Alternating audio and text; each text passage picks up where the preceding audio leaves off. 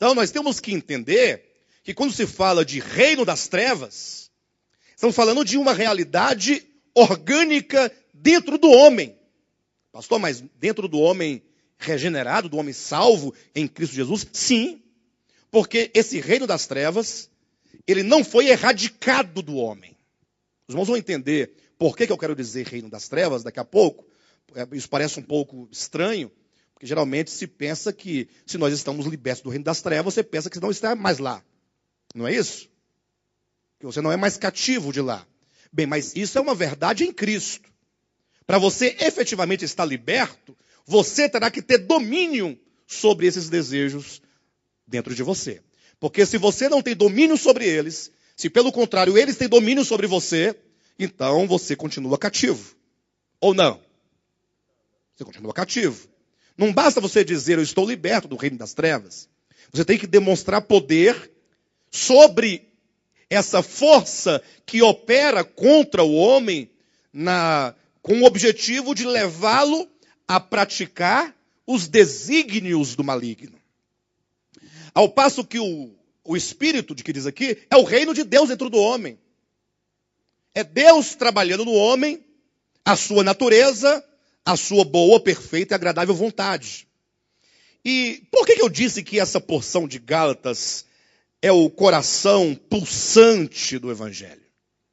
Porque aqui nos coloca numa visão prática, muito singela da existência. Como é que Deus gostaria que nós vivêssemos, que nós fôssemos, que nós lidássemos uns com os outros, nos relacionamentos, em todos os aspectos.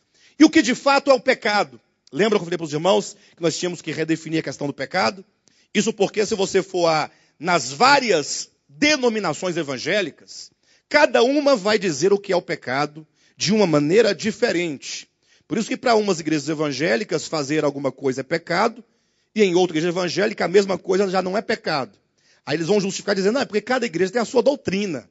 Né? É a doutrina da igreja. Não, mas eu não quero saber da doutrina da igreja, eu quero saber qual é a doutrina de Deus. Porque a doutrina de Deus, ela é una para todos os homens, onde quer que eles estejam. A doutrina de Deus não pode ser temporal, ela não pode ser, por exemplo, hoje é vontade de Deus que eu faça e que eu viva assim, amanhã não é mais. Não, a vontade de Deus, ela é una, ela é perfeita, ela é universal, ela abrange todos os homens, em todos os lugares, em todas as épocas. De sorte que o pecado também, ele tem que ser universal, ele não pode ser temporal. Você pode, por exemplo, se recordar, eu vou citar um exemplo muito simples, mas que ilustra bem isso. Quem aqui viveu no tempo em que ter televisão em casa era pecado? Muito bem. Quando eu digo que viveu assim, quem viveu essa experiência, né? Todos nós aqui vivemos nesse tempo. Mas assim, quem foi que esteve nesse tempo passado, numa dada congregação, denominação evangélica, e que você foi ensinado que televisão era pecado? Você não podia ter televisão em casa. Bem, mas de repente, o tempo passou, os homens evoluíram, estudaram, viram outras coisas. Aí, de repente, o pastor daquela mesma igreja, daquele mesmo ministério que outrora condenava, ele arrumou um programa de igreja na televisão. E agora ele vai incentivar os irmãos a comprarem os aparelhos para assistirem na justificativa de que agora vai utilizar para pregar o evangelho. Não é isso, não? E de repente o tempo passou e agora ter televisão já não é mais problema na maioria dos lugares onde se dizia que era pecado. Os irmãos entenderam? Ou seja, o pecado que era pecado e que deixou de ser pecado nunca foi pecado. Ou do contrário, o pecado que era pecado e hoje já não é mais pecado, continua a ser pecado e, portanto, os homens estão se apostatando da verdade. Aí você vai ter que escolher entre um caminho e outro.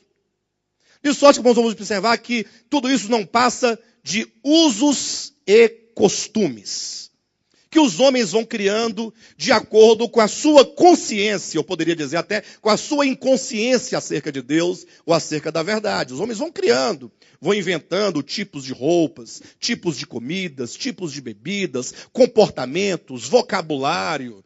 Não é? Para vocês terem uma ideia, no início da Assembleia de Deus no Brasil, os homens usavam chapéus. na cabeça. Com o tempo, se você hoje for de chapéu, capaz que mandam tirar o chapéu da sua cabeça. Irmão, por gentileza, pode te retirar o chapéu? O irmão pode, por gentileza, né? Ou seja, são usos e costumes que os homens vão colocando em nome de Deus. Alguns até conseguem fundamentar na Escritura o que ele está dizendo. Como aqueles, por exemplo, que pregam a lei de Moisés. Portanto, vão encontrar os mandamentos do sábado, o mandamento disso ou daquilo outro. Embora a própria Escritura diga que são mandamentos que eles eram transitórios, porque eles tinham ali, eles cumpriam um papel dispensacional com vistas tão somente a levar o homem a compreender a sua incapacidade de viver uma vida de acordo com a vontade de Deus. Então, na verdade, o objetivo não era que o homem cumprisse exatamente, mas a lei foi dada como simplesmente para avultar a ofensa, como está em Romanos, capítulo 5, versículo 20.